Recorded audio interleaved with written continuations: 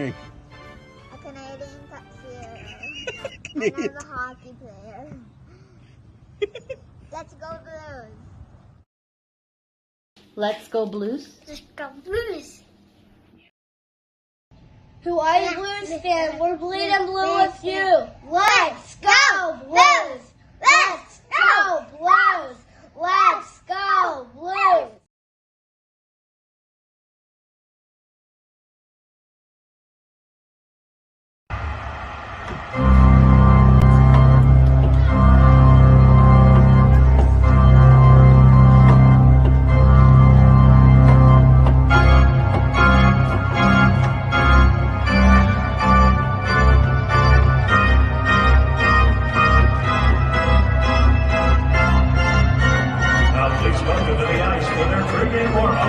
Presented by Scott Credit Union, your St. Louis Fan Report!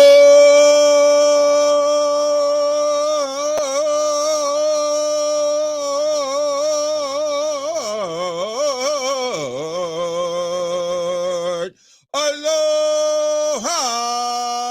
You have not seen me for a while. That is right. I've been absent. Have not been here, but I decided what the hell I would give you a show today. The NHL Hall of Fame class came out yesterday. The draft is a week away next Wednesday. We will find out what Doug Armstrong is going to do with those 3 first-round picks. We'll probably talk about that. And then the NHL governors, Gary Bettman put some information out today. We'll talk a little bit about that. We'll discuss some of that and what's going on with that. But first, before we get into the show, I want to talk about something, and it's not political, but it's current events. And I'm going to say it. I'm not going to answer any comments about it. I'm not going to talk about it any more than I'm going to put my 2 cents into it and leave it at that. So this week we have had a drama unfolding in the North Atlantic. And me being a sailor and me being around submariners, one of their greatest fears is being trapped. And there was a submersible from a private company that did ecotourism, more or less, to the RMS Titanic. Unfortunately, that submersible lost communication, and over a 4-day period, there was a search for it. However, this morning, they found a debris field, and in that debris field, they found the remains of that submersible. Now, there were 4 men and 1 child or young man on this craft. They were subject to one of the worst types of death you could ever imagine. And with that being said, there are so many people out there that want to make fun of this situation. I've seen songs already made. I've seen jokes. I've seen memes. I even had one of the guys that follows the show who writes about the Cardinals on for a couple different websites. He posted something very eloquent, and he got death threats over it. Can you believe that? He got death threats over saying it's not right to make fun of 5 guys dying, right? And that's just, I mean, for me, it's not funny. Look, I get it. I understand where some people are going with this, right?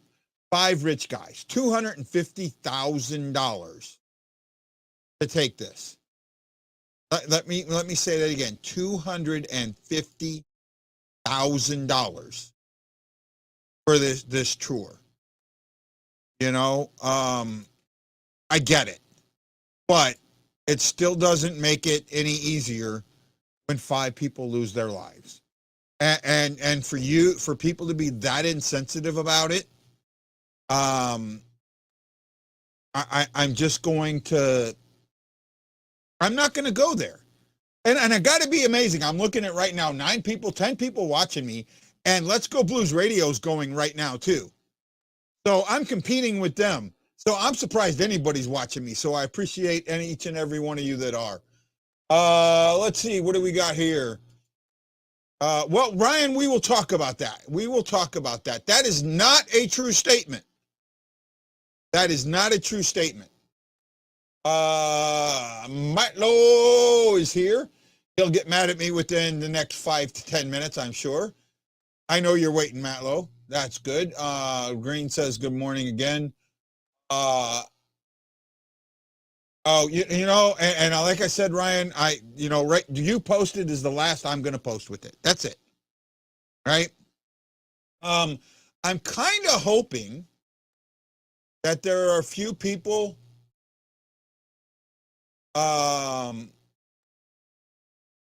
I kind of hoping that there are a few people that were going to join me, 1 or 2 to talk about the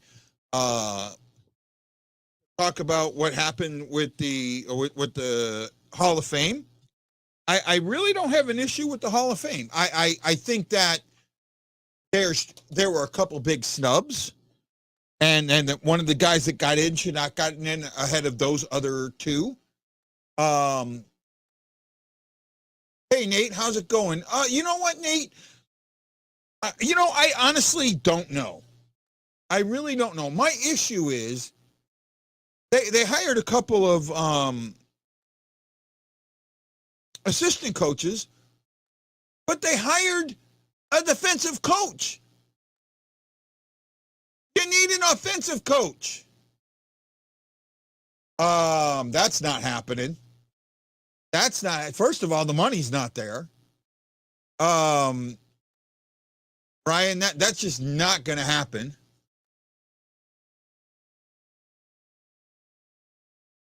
Pretty much a guarantee tonight, or what, bud? Well, I mean, let's talk about, well, I'm hoping to see if somebody else shows up. Let's talk about what happened today with the NHL Board of Governors. Right? They came out and they made a move that there was no move that they were going to make that wasn't going to be controversial. No matter how they did this, it was going to be a controversial move. Right? Yeah, Wendy, I can let you hop on. See if I can figure this out. I actually had my studio down for a while. I just put it back up earlier this week, and I haven't done anything with it other than some medical appointments. So, not sure if everything is working right. Though I have been told a couple of people that I've talked to that I sound better. Oh, that didn't come out right. See if that's the right thing there. I hope so. Right, there we go. Hey, Craig, how you doing? Marianne, how you doing? Does he have trouble working with others? Who are you talking about there, Nate? And what do you mean by that? I don't really, to be all honest, I don't follow the other blues groups like us or like me because they don't follow me. So, you invite them on the show, they turn you down. They don't want to invite you on, they don't want to have any, so they want to ostracize me. Okay, that's fine. That's what you guys get to do. Does Berube have trouble working with others? You know what? I think that's a high possibility. I really do. And my biggest problem is when you let Montgomery go, and you know what? He was going to go. Montgomery was going to go. He was your offensive guy. He was the guy that kept your offense going. You can't replace an offensive guy with a defensive guy and then say, oh, I'm going to take over the offense now.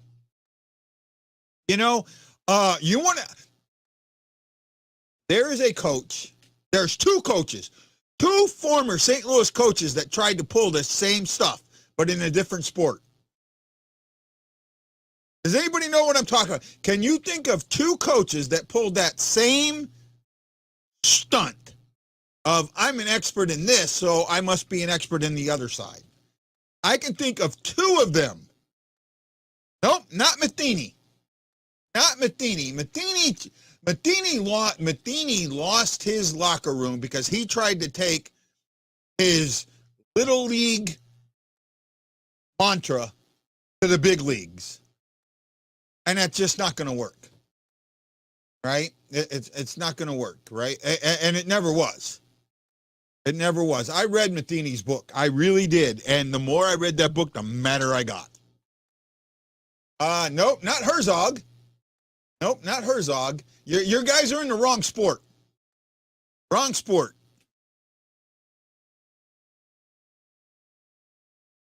I think when it comes to managers, the Cardinals did very, very well. Nah, okay, one of you got them. Mike Marks. Mike Marks is one of them. Absolutely one of them. He, got in there. I'm going to be this great guy. I know the offense. I can coach defense. Not in the least bit was he able to coach the defense. And in fact, his offense suffered because of it when Marks took over. Not even close. Not even close. And there's another coach, even more famous than Mike Marks, that did the exact same thing. But I think he did it. I don't think he did it in St. Louis, but he did it with the Cardinals. You know who I'm talking about, Ash? If you're talking about Cardinals, I'm out. Yeah, I'm talking football here, but I'm talking about, and I'm gonna wait a few minutes. I don't think anybody's gonna get it. This is old school. This is because I'm old. But You are. these two, Mike Martz and this other coach, did the exact same thing that Berube's trying to do. Oh, I'm this defensive guru, so that means I can understand offense too. Right? And it's not happening. And we'll talk about this a little bit more, but I want to get in once I bring this our other guest, and I want to get on what happened at the Board of Governors today. Right? So, and I'll let you guys let that stir out there. Who's this other coach I'm thinking about? Okay, it's Wendy. Hey, Wendy, how you doing? Doing all right. Just 6 Okay, so days I want to away talk from about what. Bedard. Oh, sorry, man. I talked over you. I didn't mean to do that. That's all right. Yep, just 6 days away from Bedard. Yeah, you think. I still think he's going to be a bust. I really, really do. That is a really hot take. I mean, you can call it a stupid take if you want. You don't have to call it a hot take. I think he's going to be Bo Callahan. That's all. And, it's just a hot take. Say again? What you said is it is a definition of a hot take. I think he's going to be who was it? Bo Callahan and I can't think of the other Bo. It'll come to me. It'll come to me later. But let's talk about what happened at the Board of Governors today. The three major things they talked about were theme nights, the Ottawa Senators sale, and the Arizona Coyotes situation. Mm-hmm. Now, the way it has gotten put out is everyone thinks that these jerseys are going away. They have put out that the teams will no longer be allowed to wear theme night jerseys during warm-ups. Yeah. That's all they put out. The jerseys still exist. They still can be sold in the stores. They can be sold online.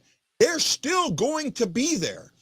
The teams are still going to sell these jerseys or auction these jerseys off on their sites for thousands of dollars.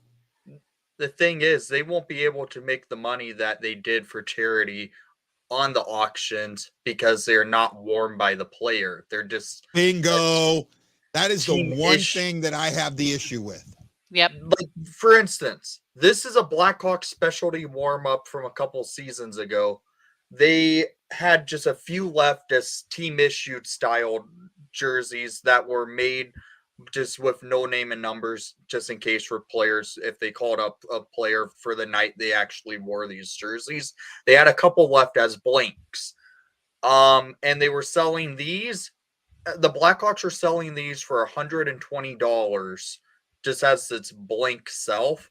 The actual jerseys were going upwards of like $5,000 to $10,000 just when they were wearing the jerseys.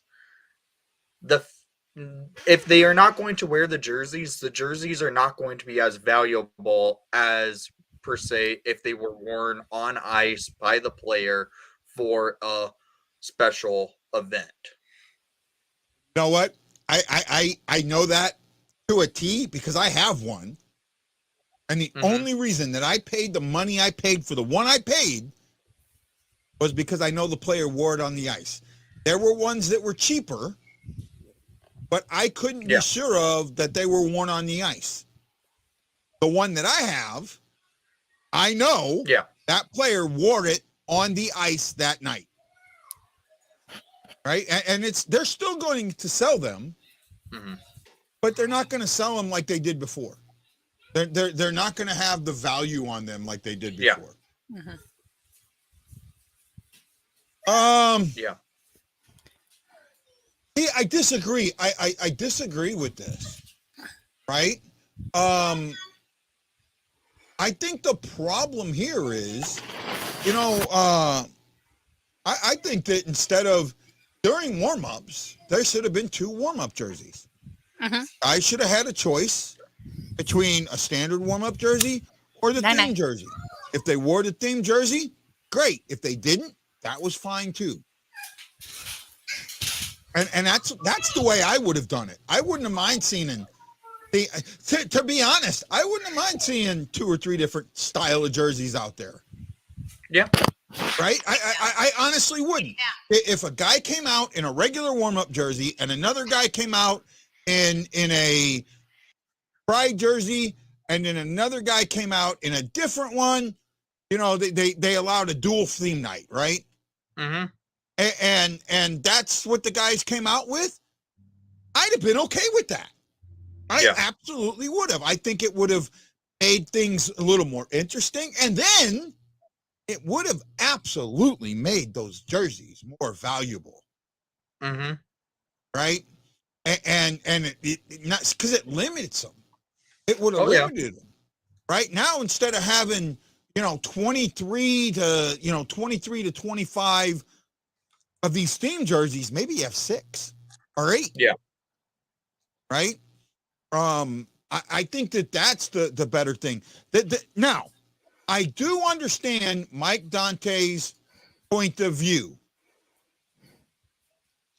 but I disagree. I think that you have to take, and here's the smart thing. This is the way, if I'm NHL commissioner, I take the politics out of it. It doesn't matter. You take the politics out of it, and that's what I'm talking about here. You can have 2 different warm-up jerseys. Let guys wear different warm-up jerseys. Yeah. I mean, when you go to a beer league, right? Or the local leagues where these guys started playing, how often do you see guys all in the same uniform in warm-ups? Minus my team, because we all have the same jerseys. Right? It's not many. It's not often, right? Unless you're in a very league-oriented, like the Warriors, okay? But for the most part, that's what guys go with. I think you would celebrate the game more by doing something like that. Ash? I mean, I see your point, but at the same time, I agree with Mike on this. Dante's got a really good point. It was too much politics, and it's not easy to take the politics out of that. And it's not even just politics. You're adding religion into it too. And that's not something that we need to add to the sport. When you add religion and politics go hand in hand, they're not separate. And to have that, it gets away from that. And I mean, you can't say, oh, well, we're just not going to have this one night since there's too much controversy on that, but we're going to still have the other nights. You just have to take all the nights out. And it sucks because The auctions, you're right. But they're not taking the nights out. Here's the thing. They're not taking the nights They're away. taking the nights warm are still out going to jerseys. exist. Only thing they're taking away is the players wearing the jerseys during warm-up. That's it. That's it. That's all they took away. So you haven't skirted the politics. In fact, all you've done is create more controversy. They added to it. Yeah, you've added to the controversy instead of just letting it be. Right? And It's a jersey. think that what? Here's where I'm at. It's a jersey. I love teams when they make the specialty jerseys. I love the idea of it. I love when I get to see a special jersey on the ice for, I get it, just 15 minutes, but it's a little bit different because I go up to Chicago, I see a Hawks game. It's always in the red jersey. If they're in St. Louis, it's always in the white jersey. Seeing a little bit of a different style jersey of your own team, even if it's just a different number kit on the back of the jersey, it's a cool thing to see. And I think the NHL is kind of messing up here by the fact the money that the jerseys make go to charity.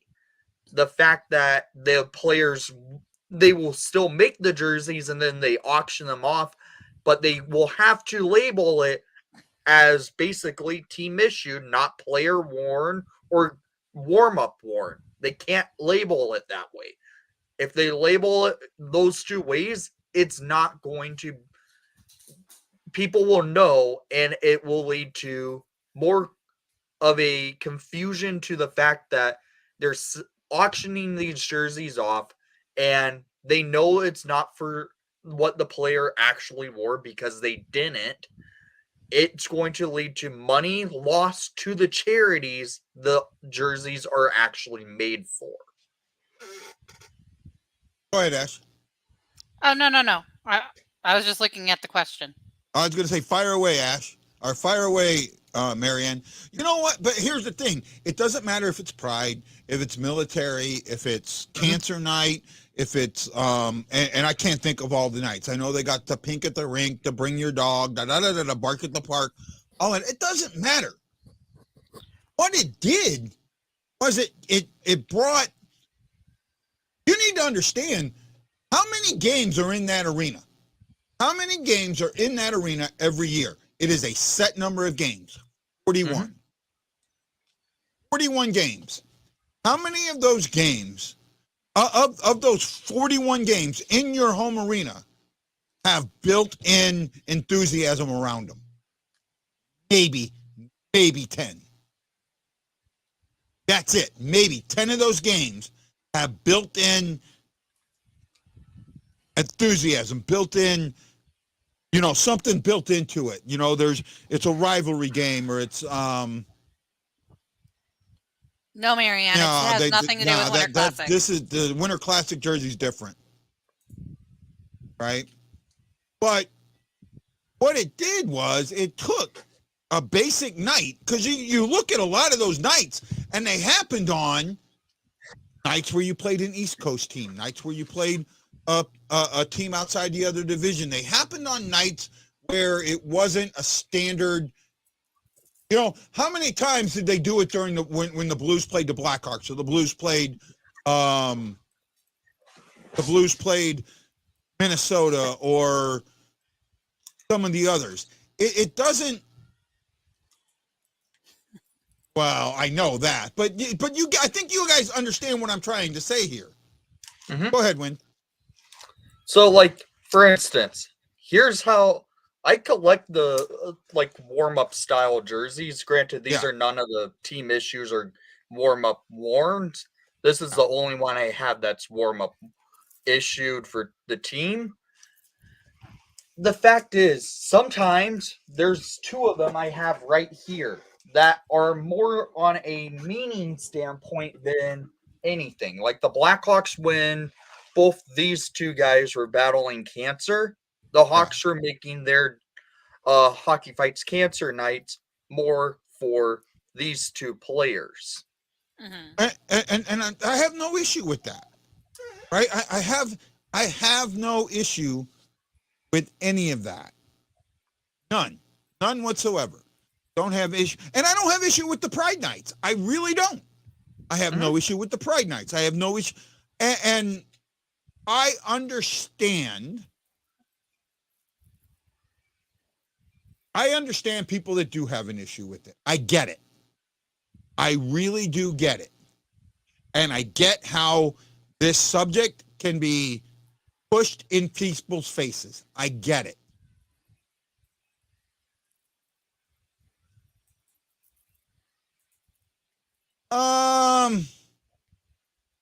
I'm not sure what you're completely saying there. I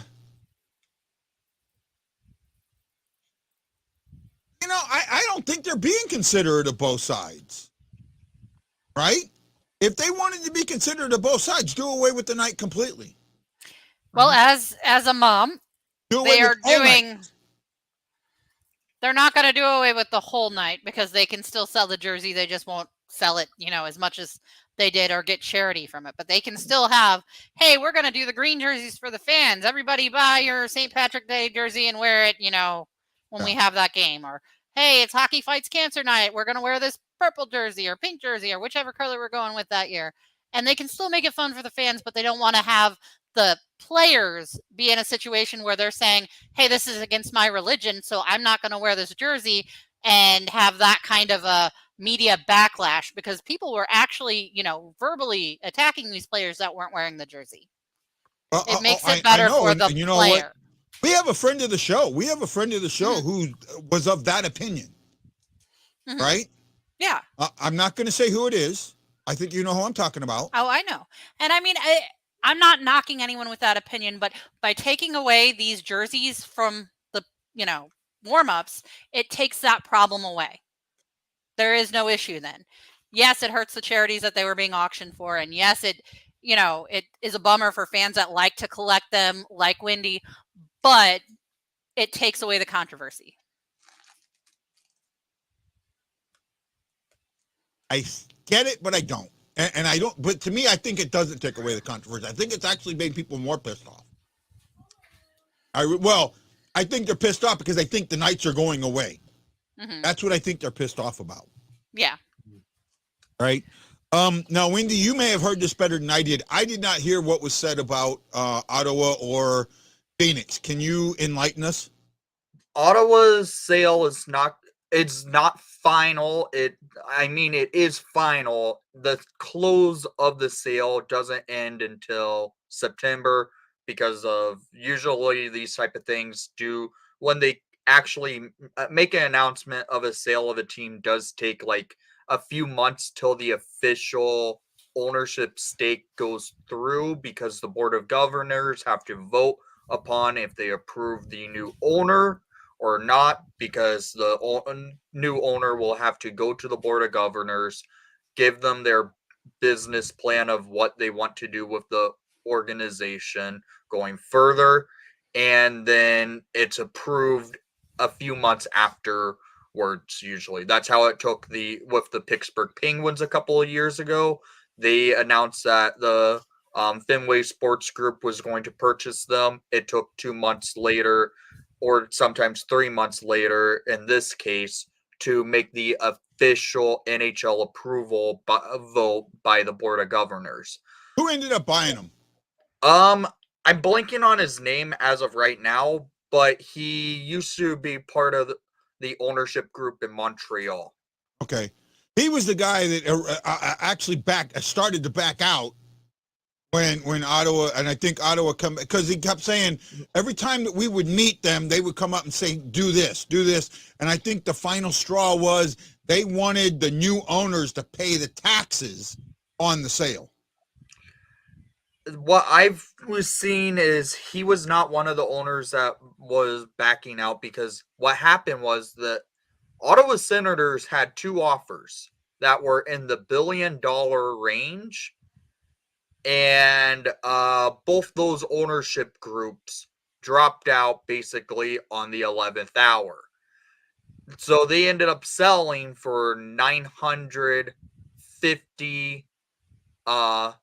million instead of over $1 billion, which was the Remington Group with Ryan Reynolds, which was a $1 billion offer, and one other ownership group that had a $1 billion offer in as well. Both those two pulled out, and they ended up selling for $950 million. I think the second owner group is the one that I'm talking about. Yeah, that might be the one that I'm talking about.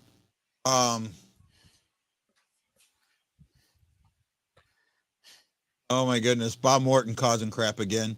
Let's see here. What do we got? Where am I at? I know that Matt Lowe wants to talk about the draft. We will get into that.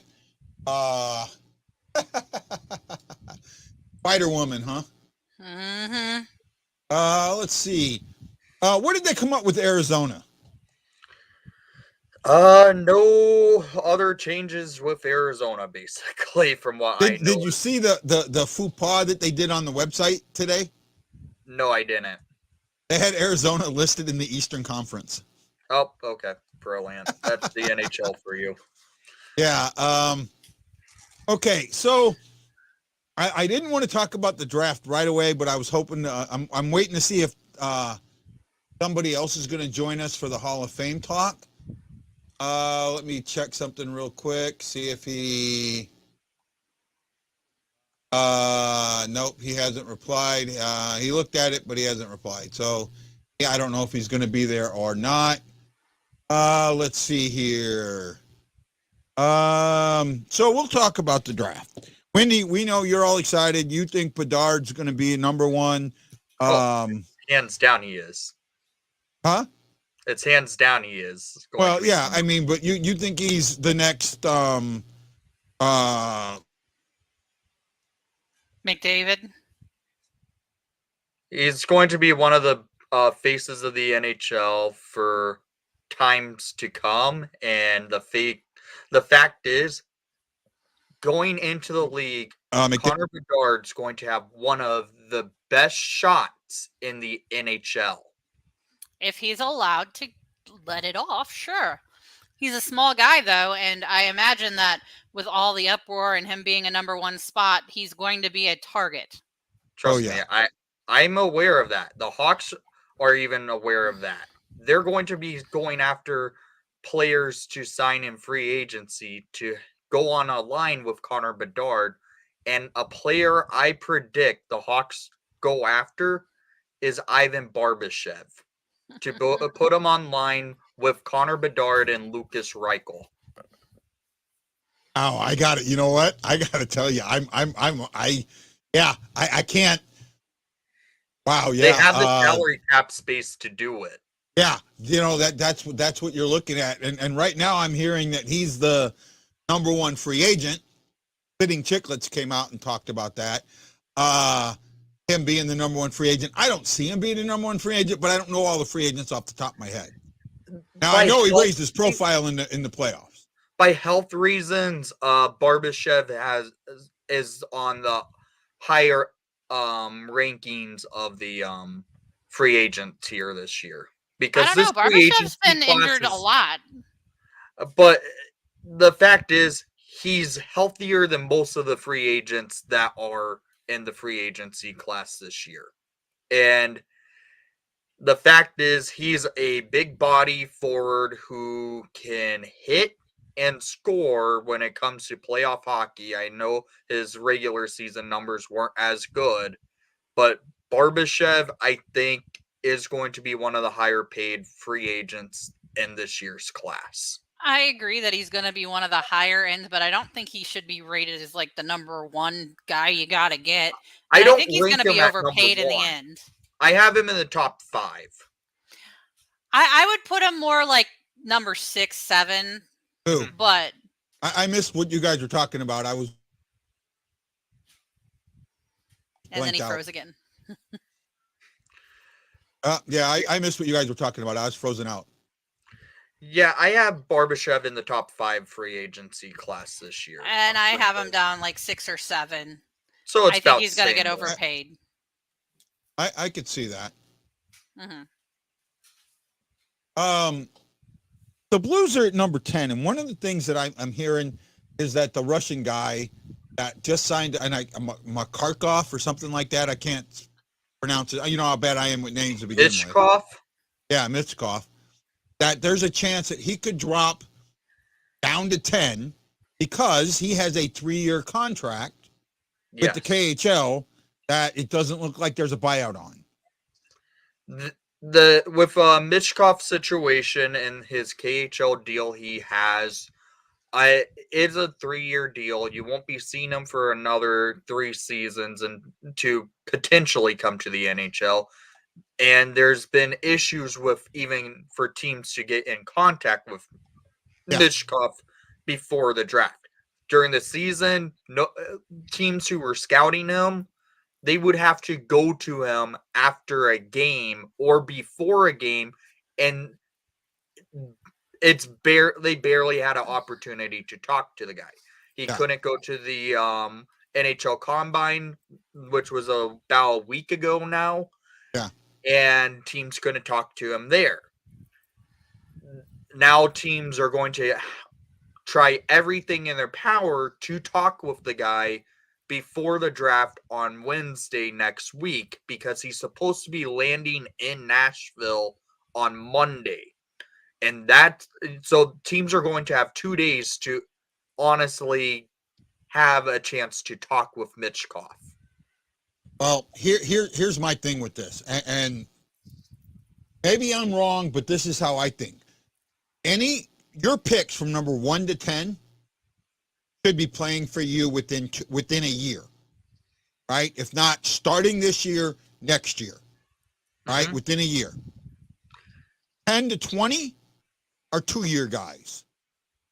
20 and beyond, those are your 3-year guys. I would say something to contradict that statement a little bit.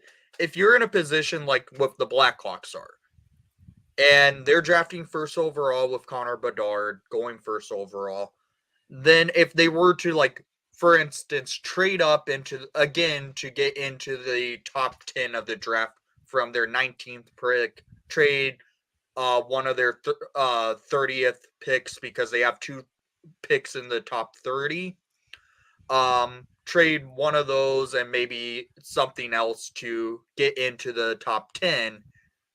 They draft Michkov. They don't have to worry about signing him to an ELC for another 3 years.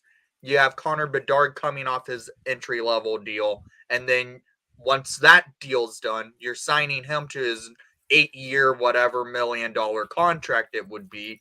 And then Michkov is coming in on a 3-year entry-level contract. That's a position where I could see something happen if you're like a team like the Anaheim Ducks, for instance, or a team like the Arizona Coyotes. Teams who have multiple picks in the first round could try and move up and try and get a pick and then try to keep within the top 10. If Michkov is dropping, try and move in and snatch Michkov. I could partially see that.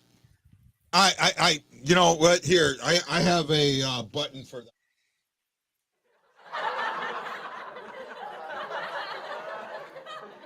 The Blues do not have a solid team. They have no direction. I am not high on the Blues this year at all. I don't like what Doug Armstrong's done. I don't like how he's talked about the offseason. Maybe he's trying to underpromise and overperform, but I don't see it. That doesn't work. In sports leagues, that doesn't work.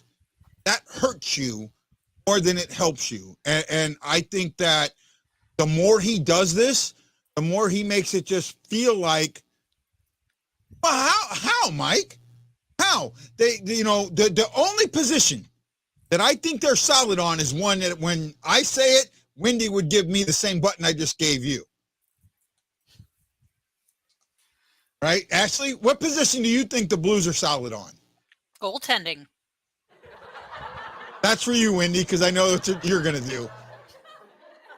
I agree. agree. They I I agree. feel like they have a better prospect goaltender than a starting goalie right now. I disagree. I think Bennington is a lot better than people give him credit for. Absolutely. I think that the problem with the Blues, I looked this up. Now I tried to flip flop this and I couldn't. Didn't have any. If you took you took the Blues this year and last year, right? Took their defense this year and added their offense from last year. There's a good chance that they make the playoffs. I really am. They'd be at like almost 0.3 of a goal more per game instead of a half a goal, under. They'd be in that range where, yes, that would have been a playoff team. If you flip-flopped it and used the offense from last year with the defense from this year, or pardon me, let's see that. You use the defense from last season with this year's offense. I don't think they do it. I don't think they do it. I don't think they make the playoffs, even though they have a little bit of an over, but not that much. They lost that much in both their offense and defense. And I think that everyone, when they look at the Blues, you're taking care of the scratch or the cut, but you're not taking care of the infection. You're not doing anything for the infection. And I think the Blues' infection is their offense. I think that you go down and you look at what the Blues did this year and how what their offensive scheme was. And unless that changes, I don't care what defense you have, we're going to lose.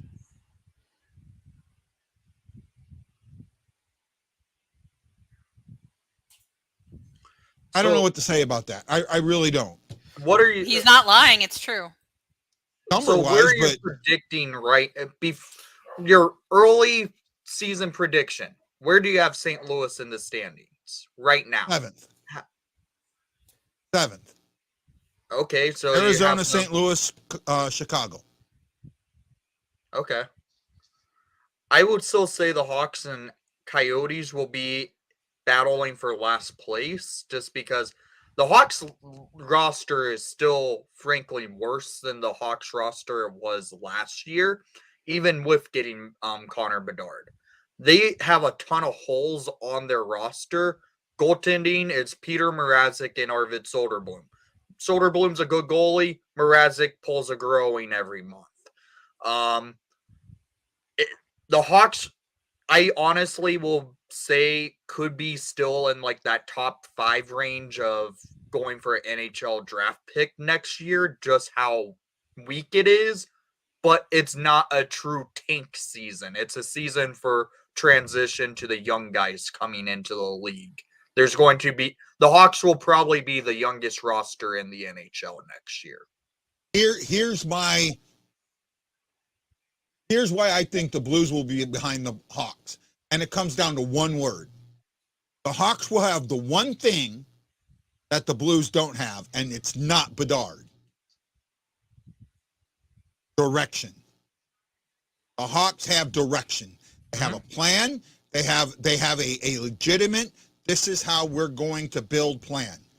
I look at the Blues, and I have not heard one effing thing that says to me, you have a plan for the next 5 years.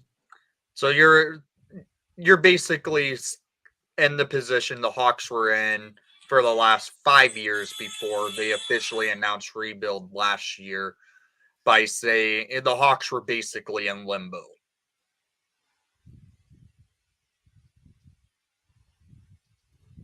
This is a good point.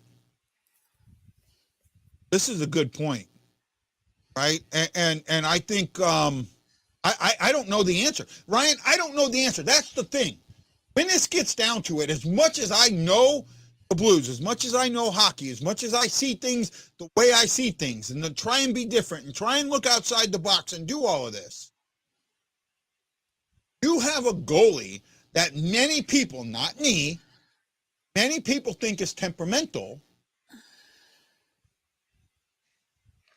He has a no trade clause because of what people think about him. You're not going to get much for him. In all actuality, a Stanley Cup winning goaltender that has his, what do you call it?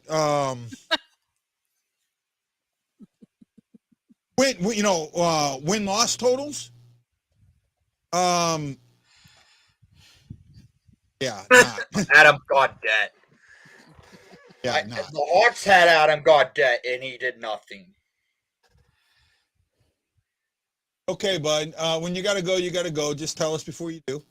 I just look at the Blues and I say there's no direction, there's no plan. You look at the hirings. What did they do? They hired another defensive coach.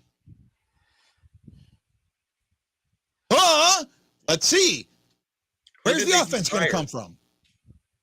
Oh, by the way, the guy that I was talking about earlier, the other coach and I can't remember if he coached in St. Louis or not. I think he did. Buddy Ryan. Buddy Ryan was one of those defensive guru coaches, and I'm pretty sure he was in St. Louis when they moved.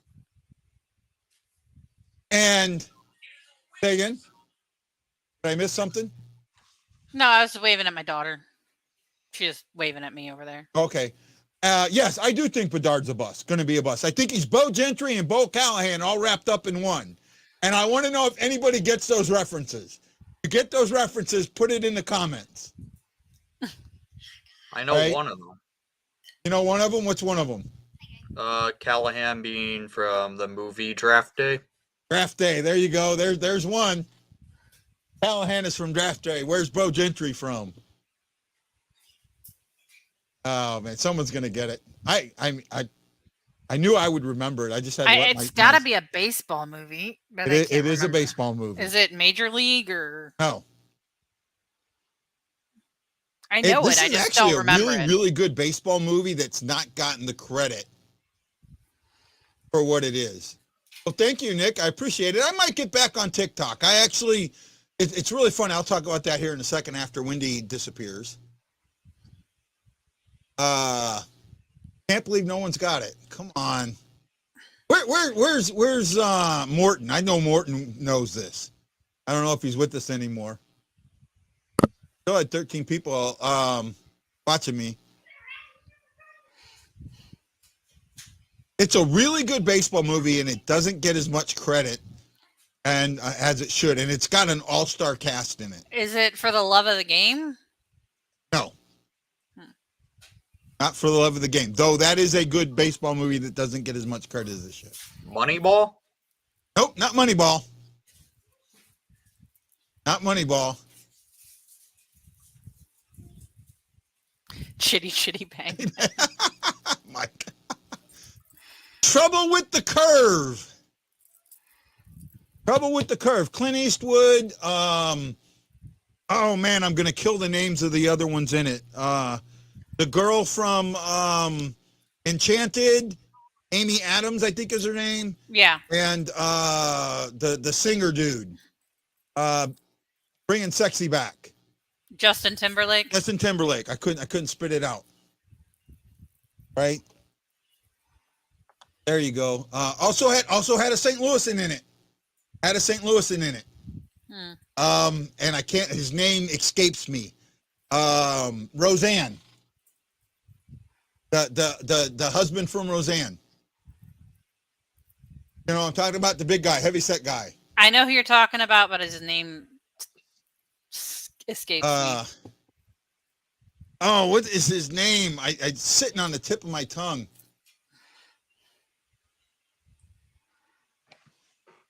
John Goodman. There we go. John Goodman. Thanks, Craig. Right. You know, if I didn't know John Goodman was from St. Louis, I would think John Goodman was from St. Louis. Yeah. In Roseanne, he does something that I've only seen men that grew up. I mean, baby boomers do this. I've only seen baby boomers from St. Louis do this.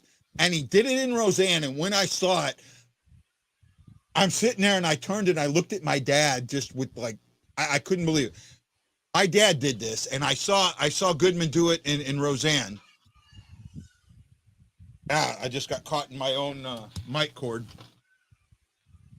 When my dad got mad, he would take his hand and do this. I'm trying to make sure you guys can see it. He would do that with his hand, right? And I saw Goodman do that. I saw my grandfather do that. I saw my both my grandfather. I've seen other men from St. Louis that grew up in South St. Louis and in Northern County. You know, the guys whose parents were in South St. Louis and his county started coming after World War II. They moved out that way. I've seen them do it. I've never seen anybody else do that before. I mean, Ashley, I know you kind of grew up in the St. Louis area and not, so maybe you've seen it. It might be a Midwest thing because I think I've seen like my family in Iowa do it too. Yeah, it's something, but I haven't seen it. But I mean, I even do that when I get mad though. Right? Yeah, it just whenever I get mad, it's like a hand thing that I'm just clenching and unclenching. Okay, Wendy. Hey, man, thanks for coming on tonight. We've had a good group. We got 16 people watching now, so you're more than welcome being here. All right. Thanks for having me on. Hopefully, you can come on again and we can talk about the Hall of Fame class because we're getting ready to talk about that. Roenick should be in over Turgeon. No.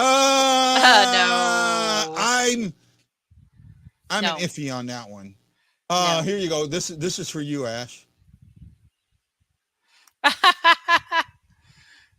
Yeah. Guy makes me do that too. Mike says he's from North Korea and does the hand thing. You know, it's a learned thing. It's not it's a learned thing. Right? Yeah. I just feel Bedard has the ceiling. The bar for him is so high that he's never going to be able to reach it. I see where you're going with that. And I'm not saying that he's not going to be talented, but we see these little guys come up with so much potential, but then, there's a wall on them, so they're never able to make it to that potential. Yeah, and that's the thing I see with him that I don't see. So let's talk about the Hall of Fame class. Now, this was an interesting class. Absolutely. Say again? I thought it was very interesting. In the NHL, we can kind of look at this. We can kind of look at some other sports here, right? You can look at baseball, and you can look at football. In baseball, I would attribute, I would simulate the relief pitcher for where I'm going, and in football, I think I would go with the special teamer. Right? Kicker, punt returner, punter, kick returner, those guys, right? Yeah. That's where in the NHL, goaltender falls when it comes to the Hall of Fame. Now, it's not that the goaltender doesn't have an impact. He does. Absolutely. But when it comes to the Hall of Fame, he has that same feeling of those other positions. If a punter gets in or a kicker gets in, it's a special thing. Yeah. Right? If a relief pitcher look how long it was before a relief pitcher, and a closer at that, being Suter, Bruce Suter, got into the Hall of Fame. Yeah. Right? That's kind of where I'm going with this. Well, in the NHL, I think goaltender or the Hockey Hall of Fame, because it's not the NHL Hall of Fame, it's the Hockey Hall of Fame, right? Much like the Basketball Hall of Fame.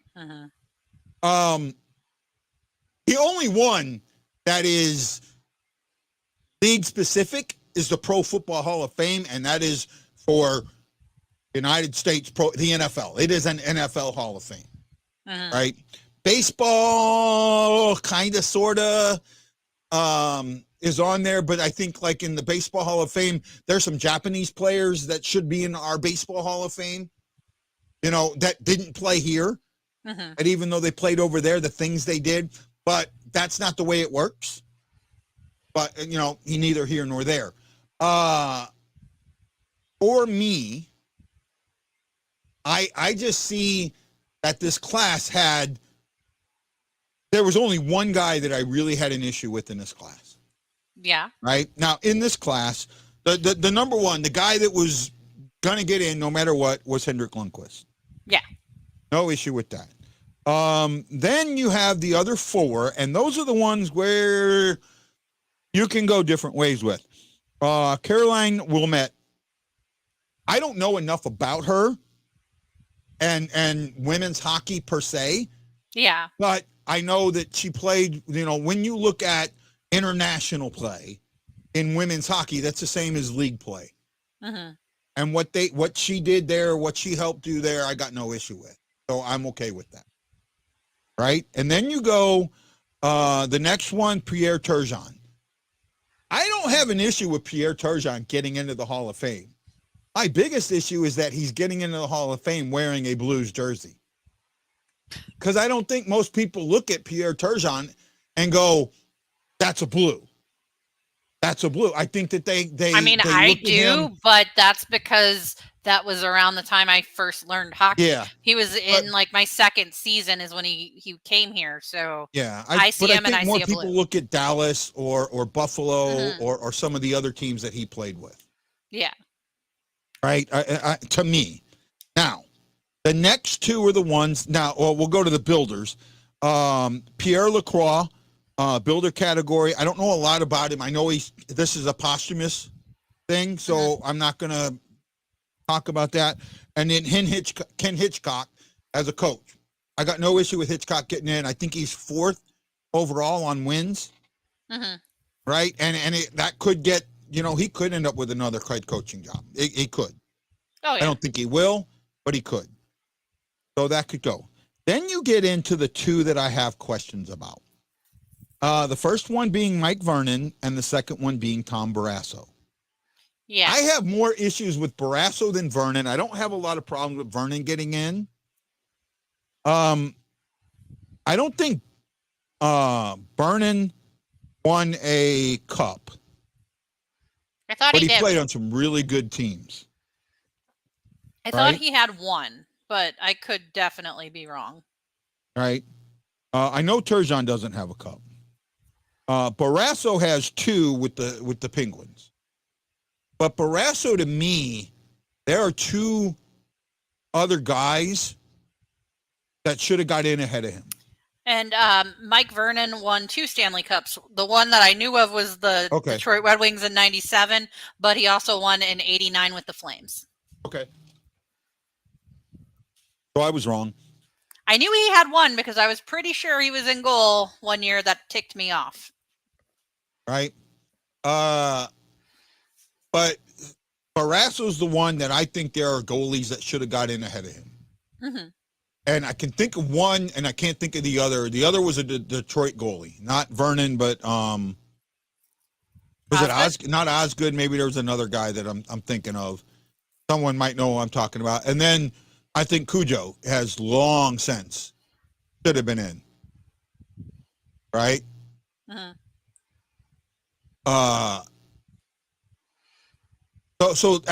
But otherwise, overall, I mean, it's not a bad class. And I think it may have opened the door to goaltenders. Oh, yeah. I think it did. That's why I thought it was so interesting. Right? Because I think, didn't they have 1 or 2 goaltenders last year also? I think they had 2 goaltenders last year. Mm-hmm. Right? I want to say they had, Craig, I got corrected. They had, Longo and somebody else got in last year. All right, I'm pretty sure that Longo and somebody else got in. Were you thinking I don't think you were thinking of Hasek. Yeah, Dominic Hasek. No, Hasek got in. No, not Hasek. Hasek's already in. There's a Detroit goalie who came up with when Detroit was winning all those cups. I don't think it was Osgood. Might have been Osgood. It might be Osgood who I'm thinking of.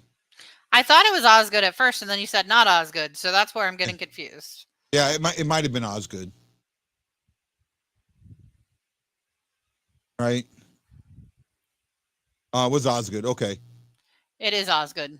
Yeah. Okay. But again, you know, I just feel like Cujo is not getting that period that Cujo played in hurts him more than anything else. I don't disagree with that, but I don't know. I guess because I became a fan later because I'm younger than you, I didn't see Cujo as a Blue. I saw him after the trade. So I'm not as high up on him as you guys are. But even that, when he went to Toronto, the way he played in Toronto. I mean, he played very well in Toronto. I'm not taking that from him, but he doesn't necessarily, you know, have the hardware or, you know, even the correct attitude. Yeah, I mean, well, see, that's what Roenick. That's why Roenick's not in. Mm-hmm. Right? Roenick is not in more due to his political climate than anything else. Mm-hmm. You know what, Nick? Can you put that up? Oh, sure. You know what I'm talking about? I know what you're Nick, talking about. I think I can name goalies better than him. I can name goalies better than him without a problem. At least three. At least three. Now, it doesn't mean that he won't move up that list. But I can think of at least three. Right? And now you well, he's the only one that brought us a cup. Okay, so you're going to discount a goalie that won the Silky, or not the Silky Trophy, the oh God, I can't. I'm the MVP, the playoff MVP, has the losing goalie, right? Glenn Hall, Jacques Plante. Well, I know we only got a couple of years with Jacques Plante, but he took us. He helped be part of 3 Stanley Cup runs, right? Both Hall and Plante were better, and then I look at another one and someone I've had on this show. Fuhr. Huh? Fuhr is better. Fuhr? Yeah. But Fuhr only played a couple of years with the Blues. I don't know. Doesn't matter. Still better. Yeah. His first couple seasons, he played every game. Yeah. Every game. Yeah. I will say that. I'm sorry, but used here. He performed well. Yeah. I'll agree with that. But the other one is Liut. Mm-hmm. I would put Liut ahead of. I think I would put Mike Liut ahead of. We're just talking about the best goaltenders that the Blues have had because of the comment from Nick Shockey. Yeah. We're not talking about Hall of Fame. We've kind of gotten sidetracked. So for me, I know Bennington will get there, but I don't look at the cup as the be all end all. And I know a lot of Blues fans do. Yeah. I know it. And I get it, and that's fine. You're more than welcome to. It's just not where I'm at.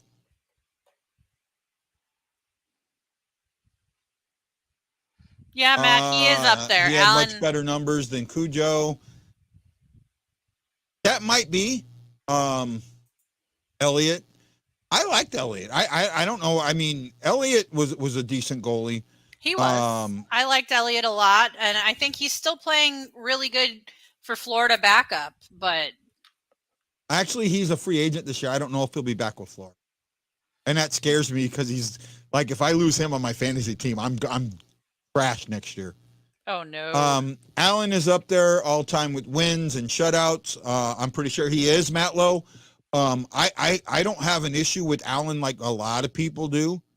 I don't either. I loved Jake Allen, but I did too. I think Jake Allen is suffering.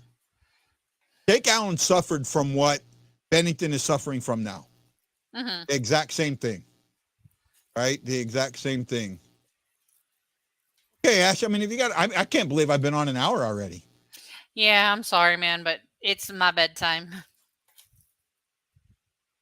Look what up. But oh yeah, no, I know for a fact that Allen is I think he's second in wins, and he's either first or second in shutouts. And he would have been first in wins had he not been traded. Yep. Right? Okay, TikTok. So, I mean, we can talk about this because I know Ashley's going to bounce out here. I have 2 separate TikTok channels. Originally, it was just one, but I tried to separate hockey and mental health. On my hockey channel, I put in a little poll about, should I come back? And that video got about 130, 140 views. I was kind of happy. I was excited, right? Woohoo! Mm-hmm. Right? I like that. Then, all of a sudden, I did another video on my Guys Messed Up Head, my mental health channel. Mental health channel. That channel has, at the time, 52 followers. That was it. That video is sitting at 900 views. I asked a question on it, and I don't have my TikTok up. I've redone my computer, so I don't have it loaded on here. I don't remember password, so I don't want to mess with it right now. I can probably do it later.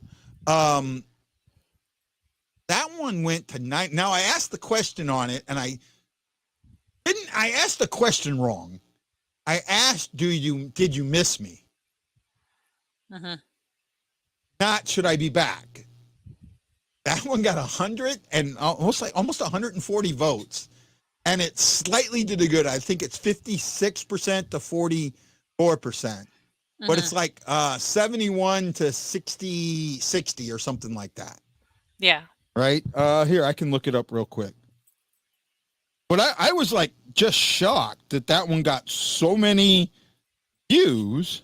Yeah. And so many votes. But at the same time, because I did it where I did, sitting on the couch, I've had a couple of people call me thinking that I was in like really bad shape. Ooh. Yeah. That I look fat or I gained a lot of weight. It's just the way the camera was. I mean, come on, guys. I got a little bit of a beer gut. Not much of one. You're still, pretty skinny. I mean, for the most part, I'm 6'2", 225. I think that's good. Yeah, I did see that, Nick. So I'm at, and I can't even read this. So I'm at, the yeses are 56, the no's are 44%.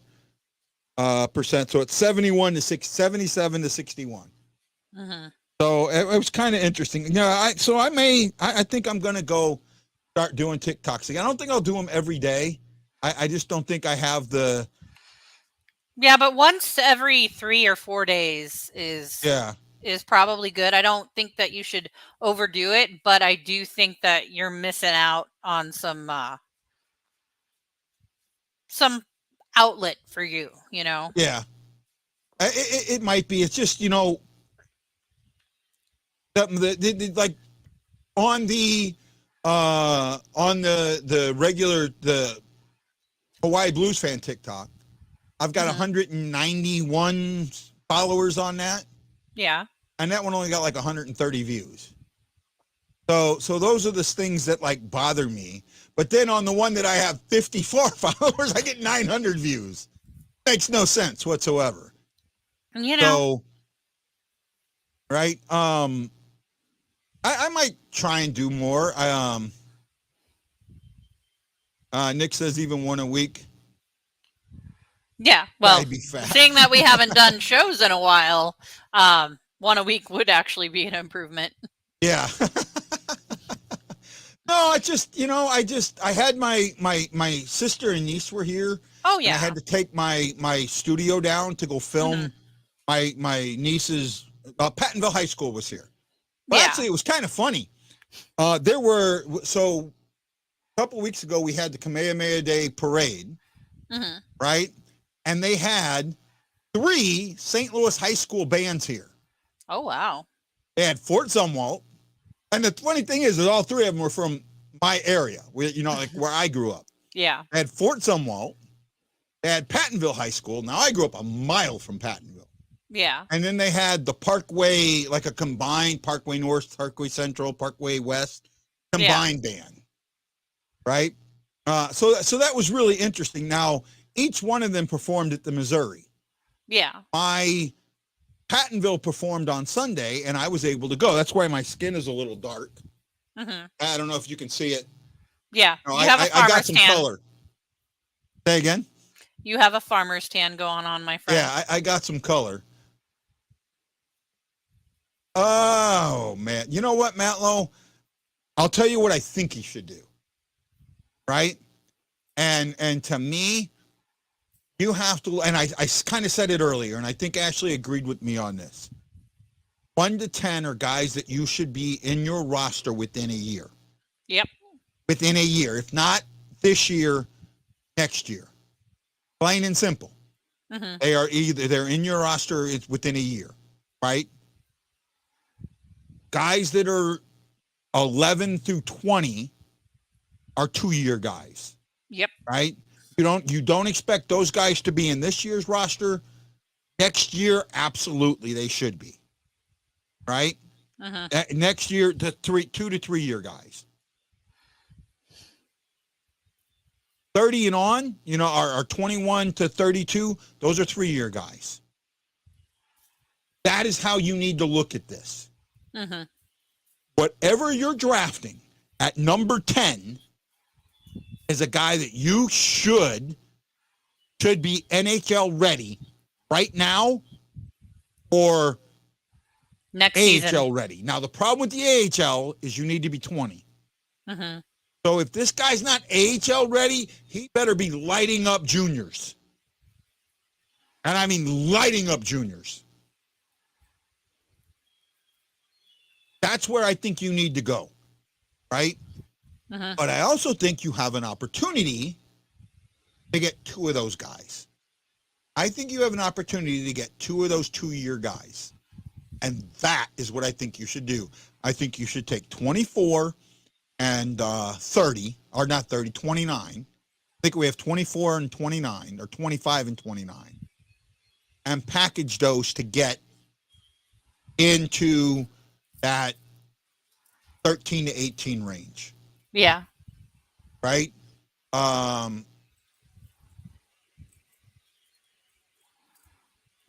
Yeah, Shag, I'm okay with that. But he's also going to be to where he's not old enough to be in the AHL, so he's got to be lighting up juniors. He's got to be a high-end juniors guy. Yeah, exactly. Right? But I think you take those other 2 picks and you get in between 13 and 18. I don't think that's going to happen. I agree that it should. Happen. Well, yes, I said what I would do. Yeah, no. I agree with what you say. It's not going to happen, but I'm not sold on Wright. I think Wright's in a bad situation. Well, I'm going to be on all draft day, both draft days, right? The second day, I think the Thursday is 10 a.m. Eastern time, which is go back 6 hours, and that's what I'm going to be on for that. Right? I know we don't have a second-round pick, but you never know what happens. Yeah. So I'm going to be on for both draft days. And I haven't even done it in my head. So 10, 9, 8, 7, 6, 5. So 4 in the morning. I'm usually up that time anyways. Roland, they have that rumor all the time. And yeah, Shaggy, I haven't been on in a while. I probably need to adjust some settings. And I just kind of came on and didn't care. Sorry. We'll probably play I'll tweak it later. Your white balance is off. I can tell. Yeah, I know. And I just, I haven't been on in so long that I didn't feel like dealing with that tonight. Kairu's not getting traded, but he doesn't have a no trade clause either. So yeah, I just don't see it. I mean, that rumor has been going on for a couple years. He's been in every package for any player that we want. So yeah, you can hear that rumor. It's not going to happen. Especially with that $8 million cap hit. Yeah, nobody's going to want it that. We could do that, Shaggy.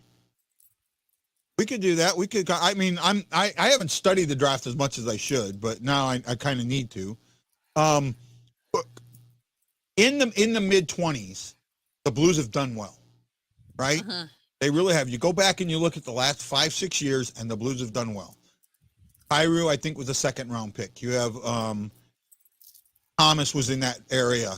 Tage Thompson was in that area. Neighbors is in that area. That there's other guys out there, right? You know, it's going to be, the problem is there's not a lot of teams that have money. It's not this year for trades. I don't think it's trades this year. I think it's next year. I agree. Right? I think it's next year. I really do. I've also heard about Kyrou going to the Coyotes, but that was also last year. When we were going I don't for think that's going to happen. I forgot the defenseman's name because I really had no interest in him. Oh, Chicharin. Yeah, when we were going after him, they were bringing up Kyrou. They're probably bringing him up now in the Keller talks, but I still don't see us pulling the trigger on that. That right there, that makes no sense. No, it doesn't. Because you're getting rid of the same player that you're getting. Yeah, exactly. They're almost the same player. Help us at all. Yeah. Right? I don't think you help yourself at all there. Unless it's just because Berube's getting sick of Kyrou, talking back. Yeah. So, I see that's the thing that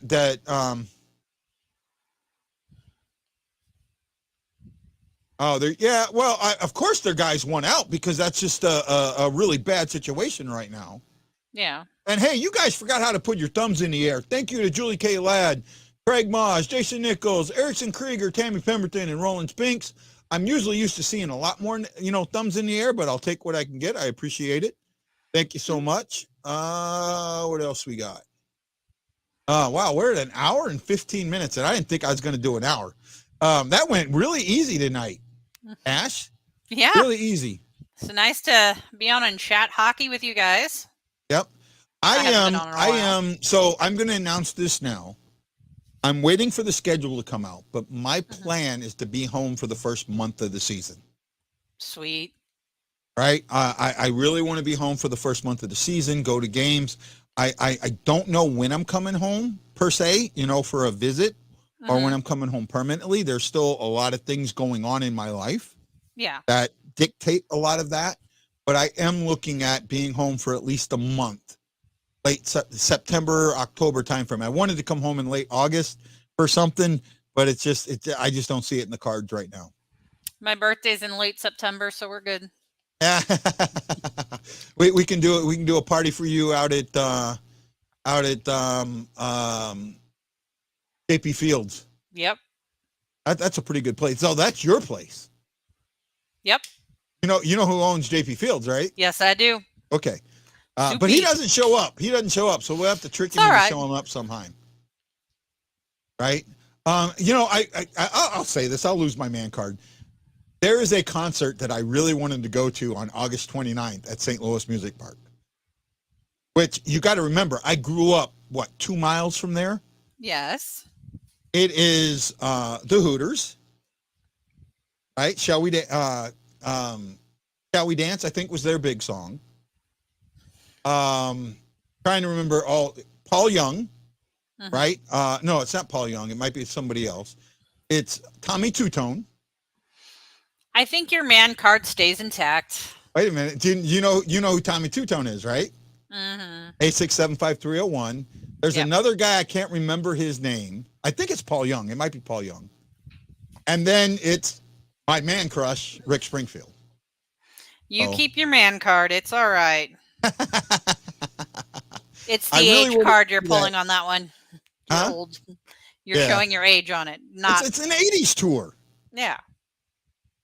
Right? It's an 80s tour. And this weekend I went to see a 80s cover rock band.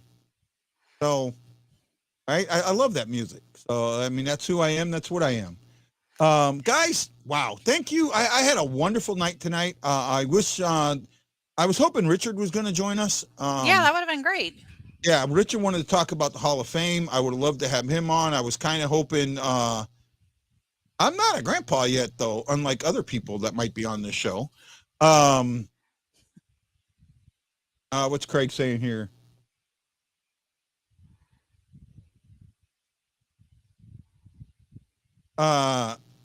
You know what, Craig? You're more than welcome. You and me have had more than a few. Huh? Absolutely. I'd love to have Craig on. Yeah, and we've had more than a few private conversations. Mm-hmm. And in some ways we are on the opposite end of the spectrum, but we may not be as far away. I just think if you focus on defense, you are focusing on the Band-Aid and not the deeper problem. Yep. This league is not a defensive league anymore. It is an offensive league. When you fix your offense, you always fix your defense. You make fixes to your defense that they're unseen, right? Mm-hmm. And the defensive problems that I see in this team are the surface issues, not what where I see the offensive scheme that we had this year about stopping.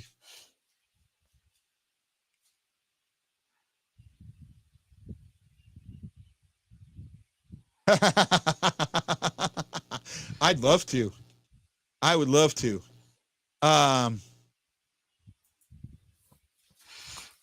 see, that's more of a defensive thought process, though, Craig. But it's not, because that's the problem. Our forwards aren't chipping in at defense, which makes that defense look more like it's flawed or fractured when it's the forwards not playing defensive hockey when they need to. The thing is this team didn't even try to forecheck. They did the offensive scheme this season. Go watch it. There wasn't even trying to forecheck. They were. I know. I brought it up before. Getting to the top of the circle and stopping. It happened consistently. And I remember the one time where Kyrou got to that point, looked over his shoulder, saw no one there, so took the puck down before he lost it, with still nobody in the zone to help him, and he got tore up for it. Mm-hmm. He got tore up when he went back. He got called out after the game for doing that. Right? That is where I'm sitting on that.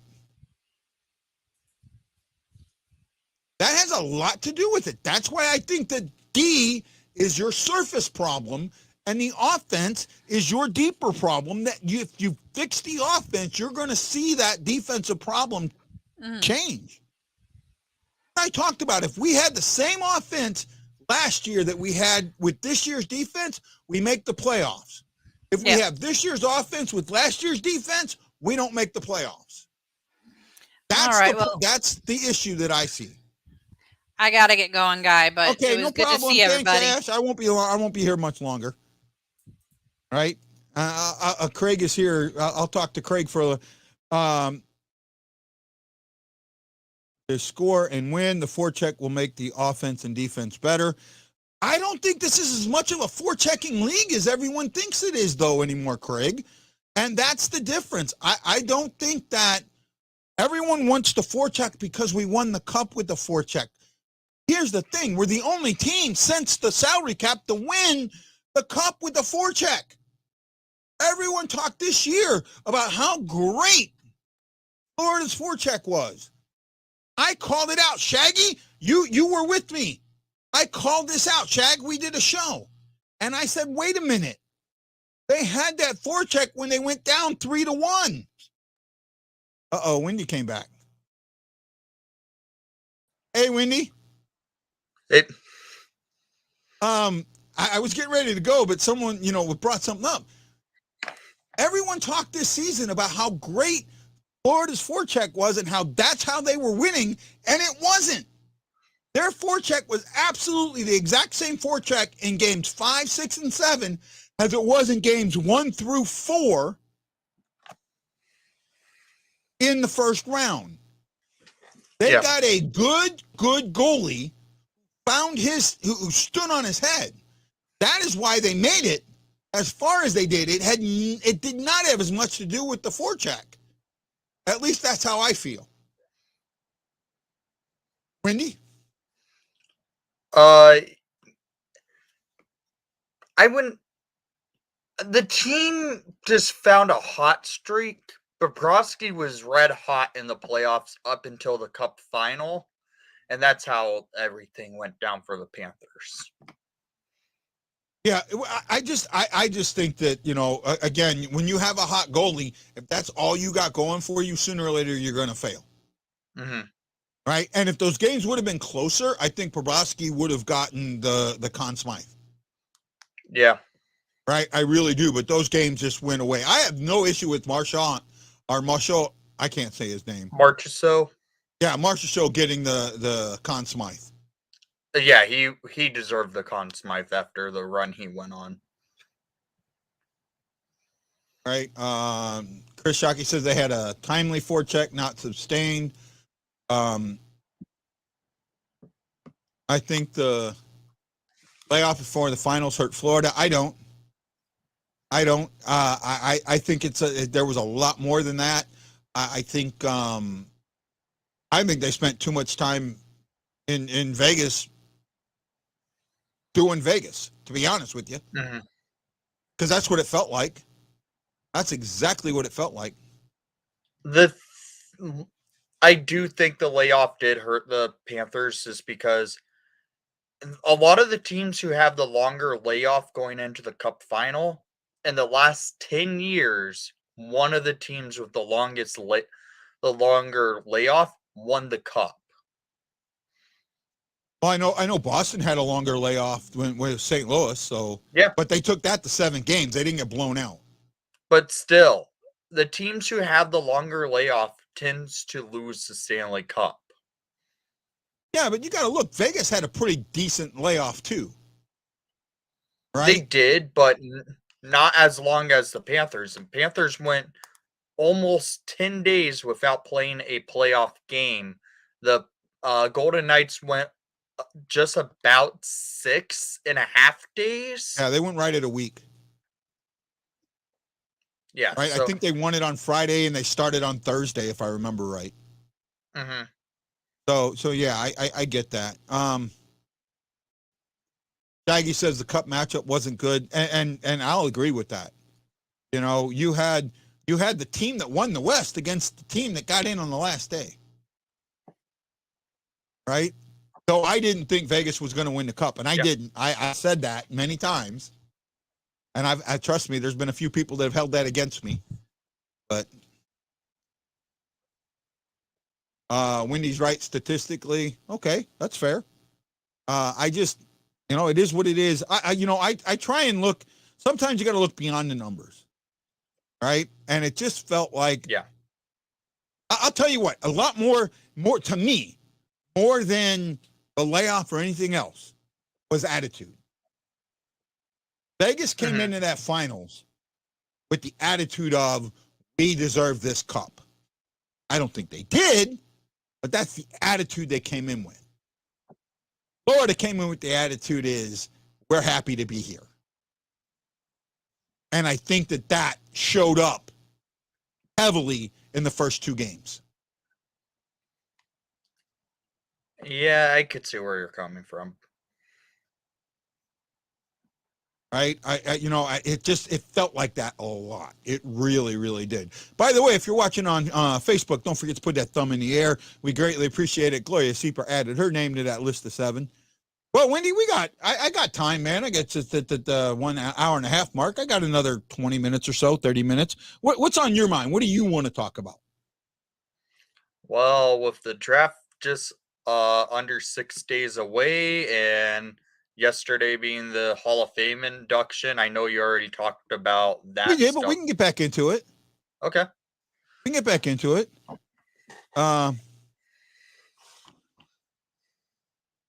You know, it should have, but if you listen to the words that were coming out of those guys' mouths, you listen to even Kachuk, it didn't feel like that was just the next step. Oh, I can't believe we're here. It's so great to be here. Da da da da. It just felt that way to me. Right? So, Lundqvist was the one guy in the class that you knew he was getting in. He was a lock for first ballot. Oh, well, thank you for the YouTube like there, Matt Lowe. Unfortunately, I just can't see it. Yeah, I can't see him. So of the class, so we'll go over the class, right? we'll do the builders first. The builders were Pierre Lacroix, and I really don't know him. And I'm just being honest. Mhm. And I know he's a posthumous entry, right? Yeah, Pierre, he was who built the Colorado Avalanche of the 90s to early 2000s and he was their GM all the way up till 2009 if I remember correctly. He was the GM of the Quebec Nordiques, so he was with that organization pretty much his entire hockey front office career. And the fact that he helped bring the Nordiques to Colorado and won 2 Stanley Cups for the Avalanche, it's well deserved for him to be a Hall of Famer. Yeah, no, I have no issue. And it is posthumous. He passed away in 2020, so 3 years ago. No issue with him, right? None whatsoever. The next guy is Ken Hitchcock. I have no issue with Ken Hitchcock getting in. Now, I kind of seen that look on your face. Where's your issue with Ken Hitchcock? When I think of Hitchcock when he was truly one of the better coaches in the NHL, I always thought of him maybe in the when it was still in the 90s. His style of play, coaching, just did not work over time in the NHL. It seemed like it just started to really degrade in the NHL by probably around 2010-ish. No, I don't see that because you got to look. That's about the time that he came to the Blues, right? Yeah. Well, I mean, he had a winning record with the Blues. He did have a winning record, and he took them to the Western Conference Finals when they hadn't been in 15 years. Right? I just think of Babcock. Wait, I meant to say Hitchcock. I saw Babcock in the chat there for a second. I think Hitchcock winning just 1 Stanley Cup as a head coach, and I get it. He got to 2 Stanley Cup final appearances, one in 99 and the following year in 2000, both with the Stars. But he really didn't do all too much after that, I felt like. I mean, fourth and top 5 of coaches all time. I understand that. Right. So I'm not going to go down, knock that down. We'll get to your comment in just a minute. I want to continue with Wendy here in the Hall of Fame because I only think that of the 5 players that got in, only one shouldn't have. And I think you and me think it's a different player. Yeah. Right? Well, Lundqvist. No issue with Lundqvist getting in. Right? Caroline Ouellette, I'm not huge on. I don't have a lot of knowledge on women's hockey. But I do know you take the international game in women's hockey and you compare that to the NHL.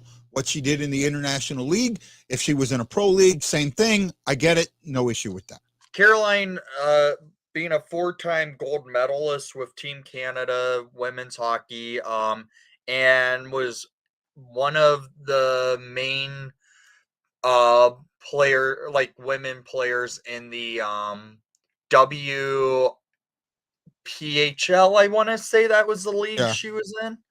She is well deserving of Hall of Fame name. I still think women hockey for women's players should have more than just the option of just having one player get in. It should, how I feel the Hall of Fame should do it. You have 4 men's players.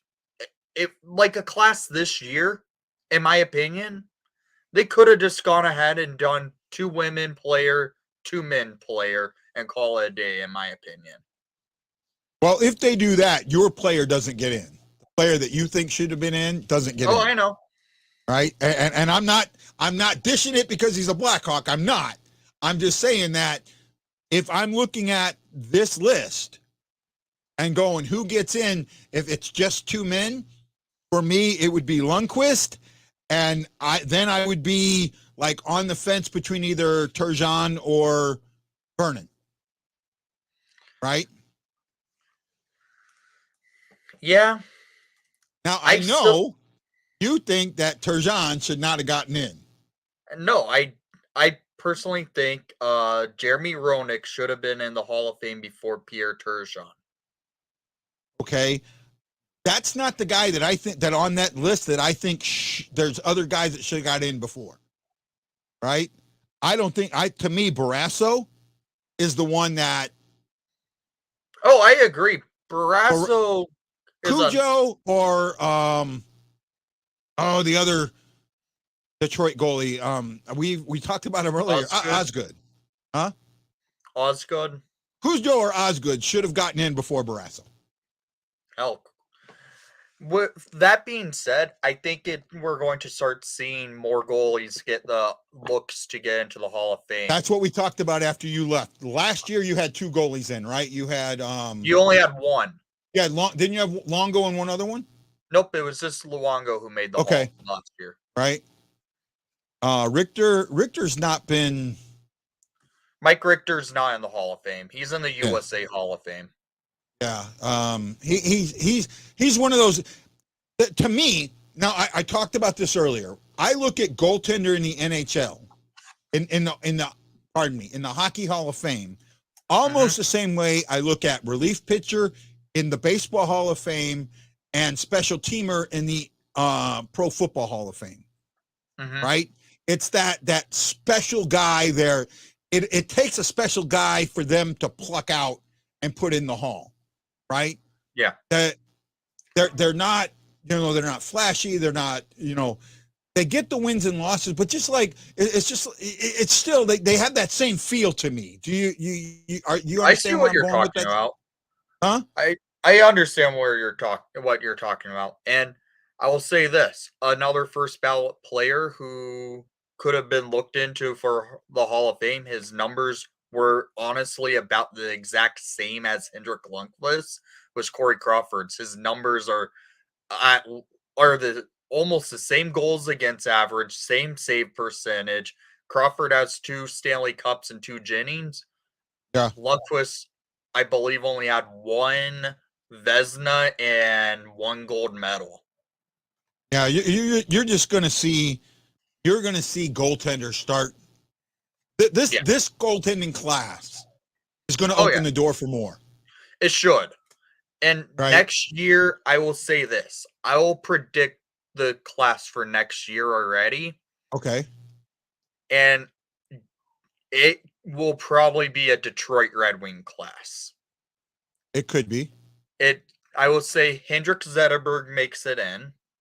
With Pavel Datsyuk and Chris Osgood making the Hall of Fame. I could see them do a Detroit Red Wing class next year just because Zetterberg and Datsyuk make sense to go in together, and Osgood was with I believe was almost on every one of those Detroit Red Wing Stanley Cup teams, maybe just not one of them. Yeah. But I can see something happen like that next year. Yeah. I could too. Now, with Turgeon, my issue with Turgeon is that he's going in as a blue. I don't look at Turgeon and say that's a blue. Right? I view him more for either Islanders or probably the Islanders, in my opinion. Well, actually, he only played 4 years. I think he played 4 years with the Islanders. He played 5 years with Buffalo, 5 years with the Blues, but also Dallas. Even at the end of his career, you look at it. To me, I don't have an issue with Turgeon being in the Hall. I don't. I don't think that. I look at him and go, "That's a blue." They probably won't. They haven't made his plaque yet. Yeah, but the picture that they used on the Hall of Fame is him in the Blues. Was the Blues his final team in the NHL? No. Dallas. No, it's Dallas or somebody else. I don't remember now. I looked at it yesterday. I was thinking about doing a TikTok on it. I could see them choose. I could see Turgeon tell him, put me in like a Buffalo or an Islander jersey for the Hall of Fame plaque. Well, Did I he thought ever for the play plaque they don't get a jersey. I think they get it's just a face. You could see what jersey they're wearing. Like the Marian Hossa plaque, he's wearing a Blackhawk jersey. Actually, no. See, that's not a true statement. When the player gets to pick is when they have two that they were equally known for, right? Like, for example, Bruce Sutter. I kind of brought him up. Bruce Sutter was the first relief pitcher / closer to really get into the Hall of Fame, and it took forever for him to get in there. I think in NFL, like Ray Guy was the best punter ever in the league, and I don't even think he's in yet, though he might be. Am I right or wrong about that? I don't know. Yeah. But I know Suter got to choose, but he played for the Cubs, he played for Atlanta, he played for St. Louis, but only played 11 years. So he was kind of even with St. Louis and Atlanta, and he ended up picking St. Louis because that's where he won the World Series with, right, in '82.